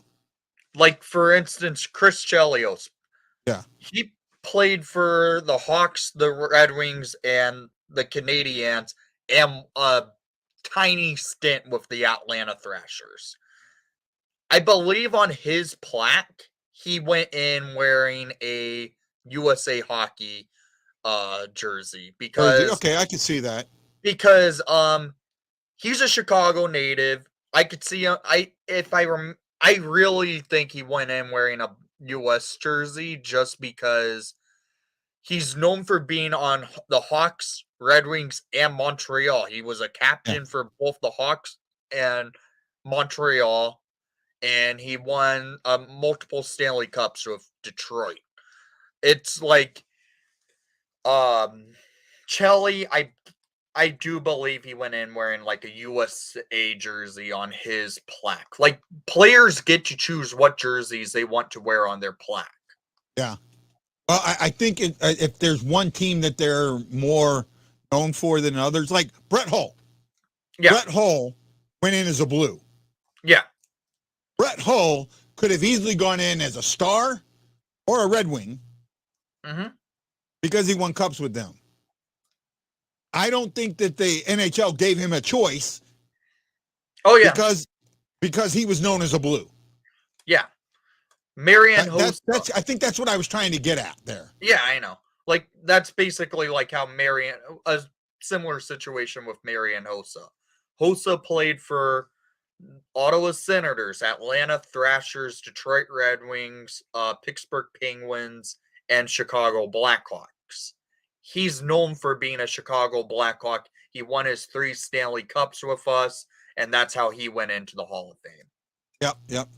I want to bring something up now that we bring up this Hall of Fame, and you may have an opinion on this because I know where you live, right? You know the Cardinals have their own Hall of Fame. Yeah. Right? And this year, the fans voted in, and I'm like, can't believe I'm blanking out on this. David Freese. I heard what happened, yeah. And David Freese has declined entry into the Hall of Fame. He's declined induction. Withdrew his name. Now, there are a lot of people that are upset about this. And a lot of people don't understand what's behind this. And I'm really afraid to talk about it because I know just enough to be dangerous. Okay. David Freese left the Cardinals because he did not handle the fame of being a Cardinal and from St. Louis well. Yeah. And he became, and I'm going to use this word, I don't want to use it lightly or heavily, but in words that he used, he had a problem with alcohol while he was here in St. Louis. Okay. When he got traded to Pittsburgh, I think it was Pittsburgh he got traded to. I believe so, yeah. It may have been. He quietly LA. It's either LA or He went to Pittsburgh. LA after, but he went to Okay. Pittsburgh first. Okay. He went to the Cardinals and said, please trade me. I know I like playing here. I'm having problems with alcohol. It's because I'm playing here. Please trade me. And they quietly traded him. Yeah. Right? It got blamed on, I think it got blamed on Taguchi. Or not Taguchi, who was it? There was another, no, Colton Wong. I think it was Colton Wong. Right? I think people blame Colton Wong for it, but it wasn't Colton Wong or any of those other. It had everything to do with his personal, and he feels, knowing all the other guys wearing jackets, and especially a lot of them that have just passed, that he doesn't feel worthy of being inducted with them because of that. Now, I get it. I understand it completely. Unfortunately, I disagree with it. Okay. It's not that, you want to pull your name, that's fine. David, this is how you heal. Heal by broaching it. You heal by going, look, this is what happened after this event. I didn't handle it well. This is how you heal. I think at some point, he's going to need that induction to help him heal. And that's the only reason that I disagree with it. Does that make any amount of sense to the craziness that comes out of my mind? I can see where you're coming from, but I can understand where he's coming from by not wanting to just be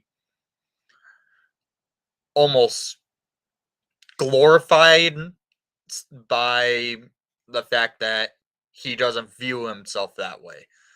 Like, there's athletes who are known for playing for a particular organization, and they don't want to go to their games just because they don't want to be in like the public eye as much. And I could see something like that being a case. You know what? And Matt Lowe, you're right. We shouldn't push it on him, and I get that. But I think the fans have kind of told him that. See, the fans that know about it. I think it's more the fans that know about it that voted him in than the fans that don't. Because they understand what he had to go through to get there.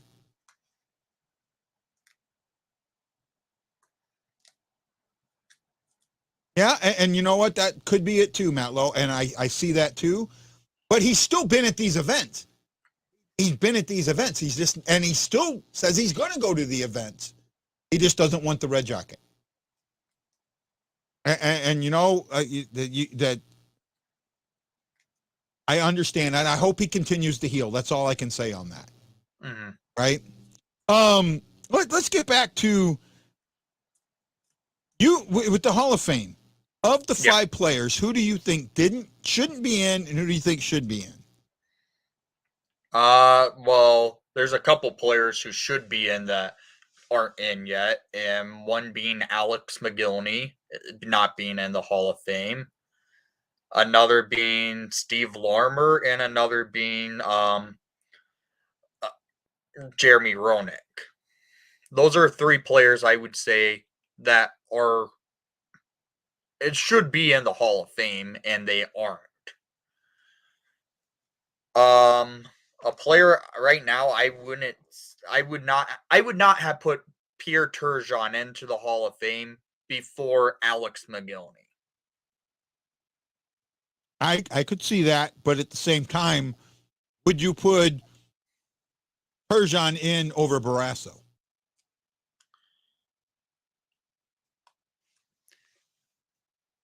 Probably. If I'm going 1 through 4 on this, not counting Caroline and Wilmette, that's the women get a player, right? I think so. They can have up to 1, right? Where the men can have up to 5 if they don't have a woman acceptable. I think something like that. If I'm ranking the men, my rank is this, and this is not. Trust me, I've already told you how I feel about Turgeon, right? My rank is Lundqvist 1, Turgeon 2, Vernon 3, and Barrasso 4. I could easily leave both Vernon and Barrasso off and let other guys in before I would take Turgeon out. Okay. Does that make a little bit of sense? Yeah, I see where you're coming from. I just personally would have. JR is not in the Hall of Fame because of JR, not because of what he did on the ice. JR is not in the Hall of Fame because the media hates him, basically, and that's who votes them in. I think it has a lot more. It's not just media. I think some of his antics after he was out, while he was in the media, had a lot to do with it. And I could see that, but his on-ice career, his numbers are Hall of Fame numbers. He has similar numbers of what Turgeon does and what Turgeon had in his career. Well, I'll tell you what I'd like to see the NHL do. I would like to see them change this process a little bit, right? I think the builders category I love, for the coaches, the GMs and that. But I also think they need a look at a pre-cap era still, right? I think that they need to go back and guys from that played in the 80s and 90s, the live puck era. Yeah. The live puck era, right? I think those guys still need to be looked at. I look at Barry Unger and I go, there's no way that guy should not be in the Hall of Fame. Right? And maybe he doesn't have the numbers, but when Unger was on the ice, Unger controlled the ice. And it was a different era, though. It was a different era. But because the numbers are skewed, I really do think that they need to look at different eras, like MLB does. Yeah. Right? I really do think that they need to do that. At least that's how I feel about it. Oh, yeah. Oh, I've been meaning. I'm glad you brought that up now. So I got to ask you this. I know that you do not like Darren Pang. You have told me that numerous times. Now he is your color guy. What are your thoughts on this? I just okay. Here's the thing. I don't like when he says the holy jumping way too much, and it's just annoying to me. I get it. He's a former Blackhawk. Granted, he played like 2 seasons as a Hawk goalie, and he wasn't a good goalie at that. But his broadcasting career started in Chicago. As soon as he retired from the NHL, he became one of the Hawks broadcasters. And and he's a smart guy, so I will give that to him. It does upgrade the Blackhawks broadcast. The Hawks broadcast has been in flux since Pat Foley and Eddie Olczyk have left.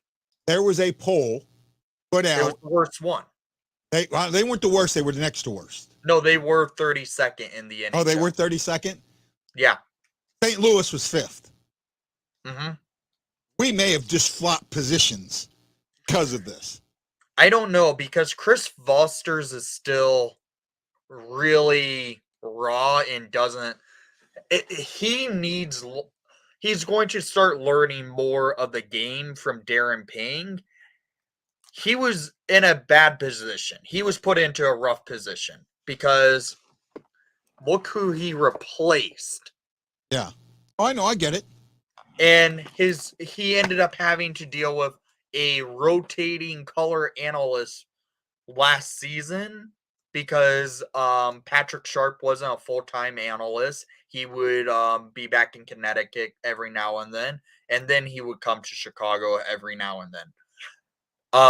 Troy Murray was on the radio more than on TV. So he did not go into his first full season as Blackhawk play-by-play in a good position. The team put him in a hard position because they were obviously didn't think Eddie Olczyk was going to leave. They were in that position, and they were just put into their own wall. Now they get a guy who is smart and good on TV, and he can teach Chris Foster's more of the game while broadcasting and before games. Yeah, So, but the one thing is you're still going to have rotating colormen. Not often. No, he stated it. He stated it. My national contract comes first. He's going to be doing the TNT broadcasts. Yes. But here's the thing. TNT already basically said they're going to want the Blackhawks on TNT a lot with Connor Bedard coming to the team. When they do that, they cannot have Panger on the broadcast. Panger will be the other broadcaster. On the other broadcast. They did that this year with him with the Blues. When the Blues were on TNT, Panger broadcast the other game. Eddie Olczyk would broadcast the Hawks games on national TV, and it's a similar situation. Yeah, I know how they handled. I will say this. The Hawks will know what to do now because this is a similar thing what would happen with Pat Foley when Eddie Olczyk had to do like the Wednesday night hockey games for NBC. They would bring in they would have a guy who actually who's a former Blackhawk who knows the game well and could be an analyst. It used to be Steve Conroy, but I think what will happen is Troy Murray will fill in, and that's okay because Vosters knows how to work with Murray after working with him last year. Well, I want to address this. Why? No, he wrote a very good letter to St. Louis. Darren Payne did, right? He said his letter made me want to cry and play Why play whack-a-mole? First of all, this was coming. If you didn't see this coming, you're blind. This was coming. They had no money. They can't guarantee pay this guy. No matter what he would have asked for, he can't be guaranteed of getting a paycheck. Wait, now I have a question for you. Yeah. Does Bally pay your guys' play-by-play guys and broadcast? Our TV guys are played by Bally. Our radio guys are by the team. Oh, that's the difference in Chicago. No. NBC pays your TV guys. The Blackhawks pay the Hawks play-by-play and color analysts. That's how the Hawks are set up. So, the Blackhawks, they make their contract with the broadcasters. They just have a license. TV and radio, because most TV is by the station that runs it. It's for both. They pay both. They have their play-by-play and Chris Foster's and now Darren Payne. They're paid by the Blackhawks under contract by the Blackhawks. Okay. If that was the case with St. Louis, Darren Pang would still be broadcasting Blues games. Okay. So, that's how I did not realize Bally was the ones who were paying your guys. Right. So, that makes sense now that he ended up going free agent and leaving and coming up to Chicago. Well, Wendy, we're at the 2-hour mark, man. We'll have to do another show later this week. What is today? Maybe early next week. Maybe we'll do one Monday before the draft. If you're available. I will have to see. I'm still I know on Wednesday for the draft, I will be gone for the draft. I'm actually going to be in the Blackhawks draft party in downtown Chicago. Oh, did you get invited or are you just going? I'm going. Okay. And I was trying to go to the draft in Nashville, but tickets were just a little bit ridiculous to go to it. So I'm going to the draft party in downtown Chicago. I thought about putting in a press request, but I couldn't afford to go. So, right. Okay, guys. It's going to be time to go. That's the end of the show. We're at 2-hour mark. I can't believe you stayed along with me this long. Wendy, thanks so much for joining me, guys. I greatly appreciate it. Well, guys, this is Guy the Wild Blues fan saying aloha mahalo, and you got to know I'm doing what, boys? Hawaii Blues fan, we're bleeding blue with you. Let's go Blues! Let's go Blues! Let's go Blues!